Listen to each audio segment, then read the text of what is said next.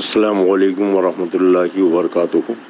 مولانا صلی وسلم دائما ابدا علی حبیبک خیر الخلق کلہم۔ اللہ رب محمد صلی اللہ علیہ وسلم نحن عباد محمد صلی اللہ علیہ وسلم وعلی ذوی وصحبہ عبد الدہور وکرمہ۔ آج سیدی سرکار اعلیٰ حضرت امام اہل سنت مجدد دین و ملت فاضل بریلوی رضی اللہ تعالیٰ عنہ کا یوم ولادت ہے۔ 1272 ہجری میں شوال کی 10 تاریخ کو سرکار اعلیٰ حضرت بریلی شریف میں پیدا ہوئے۔ نوک قلم سے علم و عرفان کا ایسے دریا بہائے کہ کشور ہند سے لے کے جزیرۃ العرب تک کی ساری زمین کو انہوں نے جل تھل فرما دیا۔ آپ کے مرید خاص حضرت سید ایوب صاحب نے کیا ہی خوب فرمایا ہے، مانا عرب نے تجھ کو یگانا، گایا عجم نے تیرا ترانہ، اور مانے ہے تجھ کو سارا زمانہ، حامی سنت اعلیٰ حضرت۔ چیخ پڑے چوٹی کے وہولے، پھاڑ دیے ہر ایک کے جبڑے، خنجر حق کیا خوب چلایا، حامی سنت اعلیٰ حضرت۔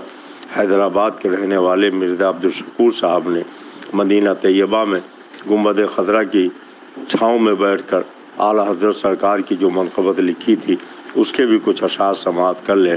انہوں نے لکھا تھا، احمد رضا کا تازہ گلستان ہے آج بھی، خورشید علم ان کا درخشاں ہے آج بھی، وہ خدمت قرآن پاک کی وہ لاجواب کی، راضی رضا سے صاحب قرآن ہے آج بھی، سب ان سے جلنے والوں کے گل ہو گئے چراغ، احمد رضا کی شمع فروزہ ہے آج بھی۔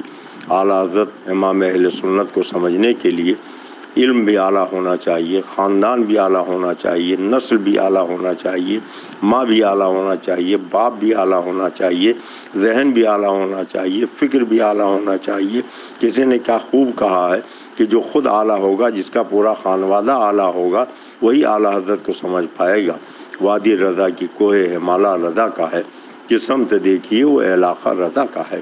یہ سیدی سرکار اعلیٰ حضرت امام اہل سنت مجدد دین و ملت ہے۔ حیدرآباد دکن سے چل کر ایک رافضی مجتہد آپ سے ملاقات کی غرض سے بریلی شریف حاضر ہوا۔ ایک صاحب نے جا کر کہا کہ حضور، حیدرآباد دکن سے ایک مجتہد آیا ہے، آپ سے ملنا چاہتا ہے، 2 جملے آپ اس سے گفتگو فرما لیں تاکہ اس کی دل جوئی ہو جائے۔ اتنے میں وہ پہنچ گیا۔ سرکار اعلیٰ حضرت بستر پر لیٹے ہوئے تھے، آپ نے اس کی طرف پیٹھ کر لیا، کروٹ بدل کے لیٹ گئے۔ وہ بہت دیر تک کھڑا انتظار کرتا رہا کہ کم سے کم میری طرف رخ کریں، میں کچھ ان سے عرض کروں، مگر اعلیٰ حضرت اس سے مخاطب نہ ہوئے۔ آخر کار وہ مجبور ہو کر مایوس ہو کے وہاں سے واپس لوٹ گیا۔ تو وہ صاحب جنہوں نے پہلے فرمائش کی تھی کہنے لگے، اخلاق بھی کوئی چیز ہوتی ہے، اتنی دور سے ملنے کے لیے آیا تھا، اگر آپ 2 جملے اس سے بات کر لیتے تو اس میں کیا حرج تھا۔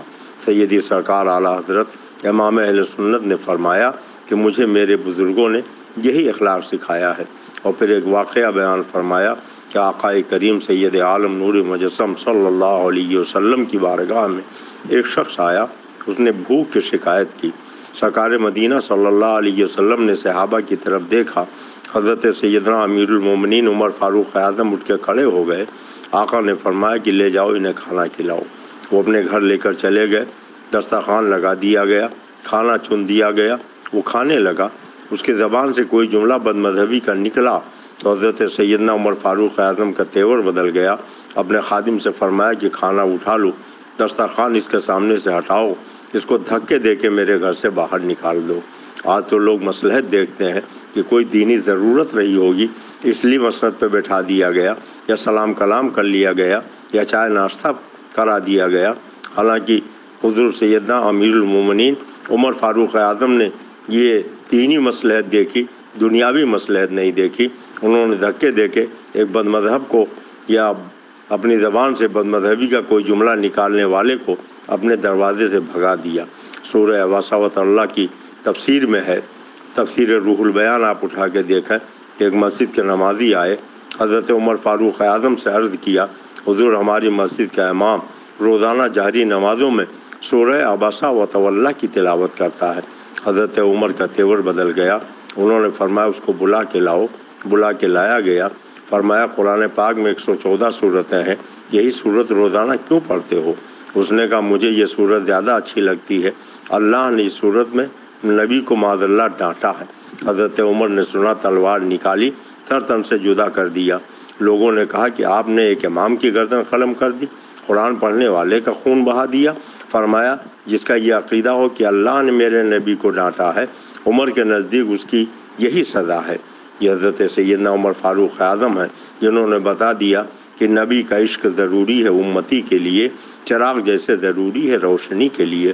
رامپور سے ایک نواب اسپیشل گاڑی بک کر کے بریلی شریف آیا اور مارحرہ مطہرہ کے ایک بزرگ سے حضور اعلیٰ حضرت کے پاس ایک خط بھجوایا کہ نواب رامپور آ رہے ہیں، یا تو آپ اسٹیشن پہ آ کے ملاقات کر لیں یا اپنے یہاں دربار میں حاضری کی انہیں اجازت دے دیں۔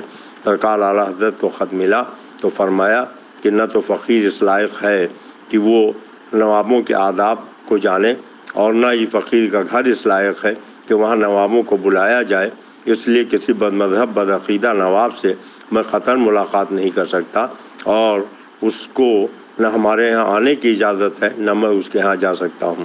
تولا بے تورا نیست ممکن۔ حضور سیدی سرکار اعلیٰ حضرت کے سچے جانشین حضور سیدی سرکار تاج الشریعہ نے جبھی تو فرمایا کہ نبی سے جو ہو بیگانہ اسے دل سے جدا کر دو، پدر مادر برادر جان و مال ان پر فدا کر دو۔ اللہ تبارک تعالی ہم سب کو مسلک اعلیٰ حضرت پر چلنے کی توفیق عطا فرمائے۔ السلام علیکم۔